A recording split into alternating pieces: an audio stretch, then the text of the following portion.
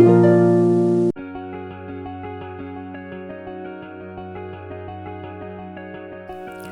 everybody. Welcome to Cherish Life. Hope all are doing great with good health, prosperity, and happiness. Today is going to be a special day. It's called Akshaya Trithiyai Day. That means anything that you do today will grow in multiple ways. That's the specialty of today. So, if you do some good deeds like giving some donation to people or helping people or chanting God's name, it's gonna grow in multiple ways. So let's listen to some stories on Akshaya Trithiyai, and also let's listen and sing some song on Akshaya Trithiyai Day. Hope you all enjoy. So let's listen to some stories about Akshaya Trithiyai. So, the first story we'll be learning and talking about is Adi Shankaracharya.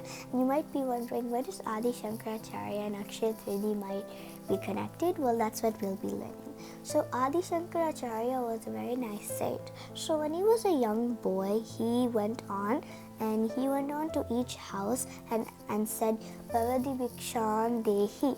And that means he's actually asking for food, because they don't like cook or do any of that type of food. They get food from that and then they make something out of that. So they went to each house, and from each house they asked for some food. And when he went to each house, and then he stumbled upon this one house that was very old and like a little cottagey, and it was very like an old and stumbled house. Then he knocked on the door and said, Bhavadi Bhikshan Dehi.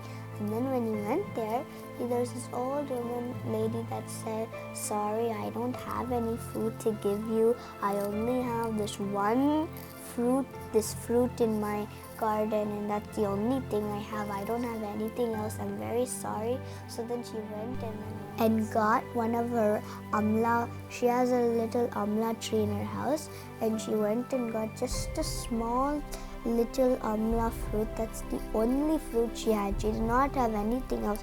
So then she offered it to Adi Shankaracharya, and Adi Shankaracharya was amazed by her, how she was giving the only last food she had, and so she only gave that.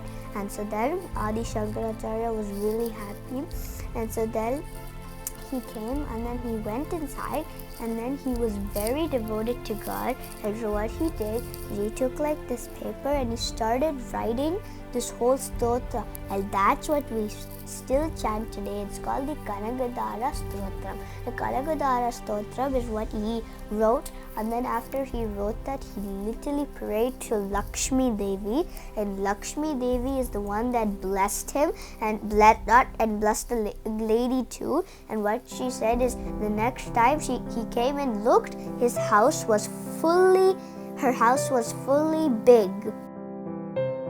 And her house was very big and had a bunch of gold in it. And this just is not any ordinary store. It's very famous.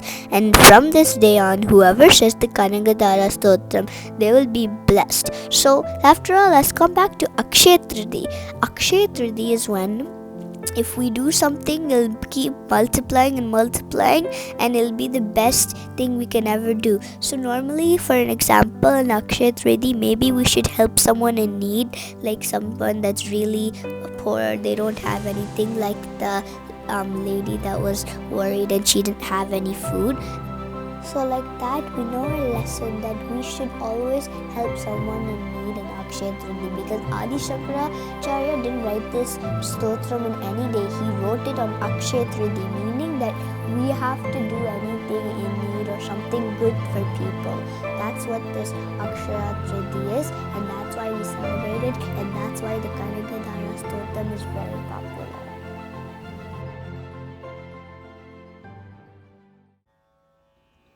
So now let's chant some song on Akshaya Trithiyai. It's called Kanakadara Stotram.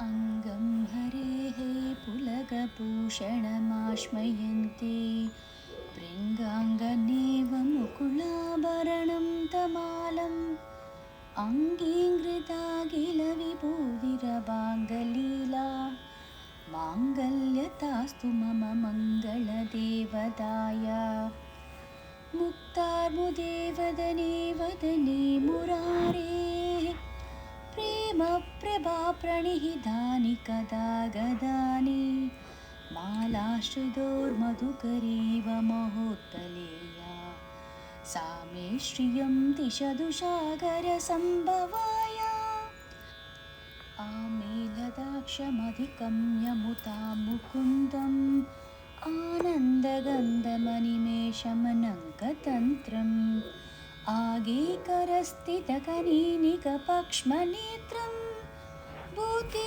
भवे मम भुजङ्गशयाङ्गनाया भाग्वन्तरे मधुचितस्थितकौस्तुभेया हारावलीव हरिनीलमयी विभाति कामप्रदा भगवदो अभिकराक्षमाला कल्याणमामवतु मे कमलालयाय कालाम्बुधालिललितो रसिकैडबारे दारादरे स्फुरति यादडिधङ्गनेव माधुस्समस्तजगदां महनीयमूर्तिः भद्राणि मे तिषदु भार्गवनन्दनाय प्राप्तं पदं पदमदः खलु यप्रभावात् माङ्गल्यधाजि मधुमादिनि मन्मदेन मय्यापदे ददिहमन्तरमीक्षणार्थं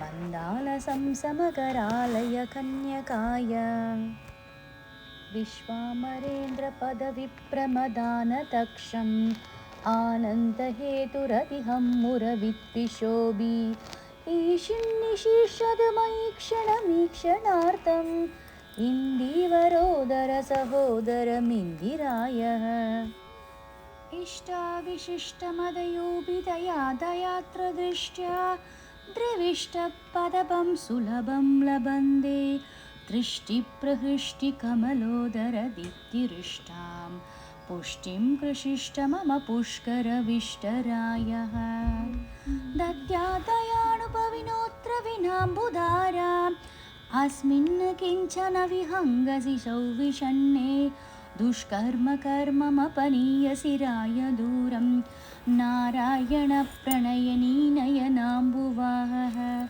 कीर्देवदेवि गरुडध्वजसुन्दरीति शागम्बरीति शशिशेखरवल्लभेदि सृष्टिस्थितिप्रलयकेलिषि संस्थितायै तस्यै नमोऽसि भुवनैकरोस्तरुण्यै शत्रै नमोऽसु शुभकर्मफलप्रशुद्ध्यै रक्त्यै नमोऽसु रमणीयगुणार्णवायै शक्त्यै नमोऽसु शतपत्रनिकेतनायै पुष्ट्यै नमोऽसु पुरुषोत्तमवल्लभायै नमोऽस्तु नाळीगनिवाननायै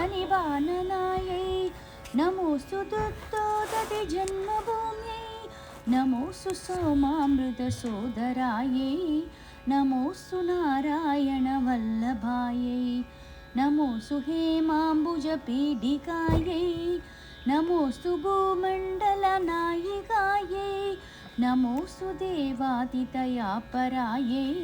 नमोऽस्तु साङ्गायुधवल्लभायै नमोऽस्तु देवी भृगुनन्दनायै नमोऽस्तु विष्णोरुरसिद्धिदायै नमोऽस्तु लक्ष्मै कमलालयायै नमोऽस्तु दामोदरवल्लभायै नमोऽस्तु गान्ध्यै कमलेक्षणायै नमोऽस्तु बुद्ध्यै भुवनप्रशुद्ध्यै नमोऽस्तु देवादिभिरर्चितायै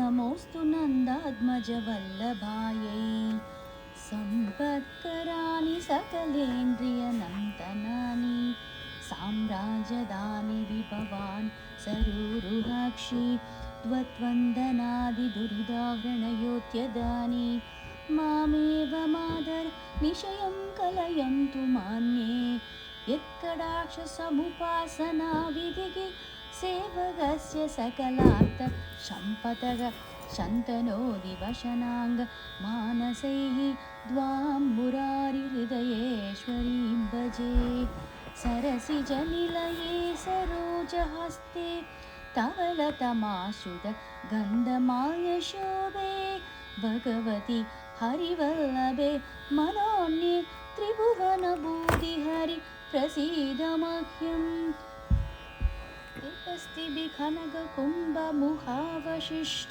सर्वा हि विमलचारुजलप्लुताङ्गीं भ्रातर्नमामि जगदां जननीमशेष लोकादिनाथगृहणीम् अमृताब्धिपुत्रीं कमले कमलाक्षवल्लभे त्वं करुणापूरितरङ्गितैरभाङ्गैः अवलोकय माम् अकिञ्चनानां प्रथमं पात्रम् अकृत्रिमं दयायः स्तुवन्ति ये स्तुतिपिरमीपिरन्वहं त्रयीमयं त्रिभुवनमादरं रमां गुणादिगा गुरुतरभाग्यभाविनः भवन्ति ते भुवि पुधभाविदांश्यः। ॐ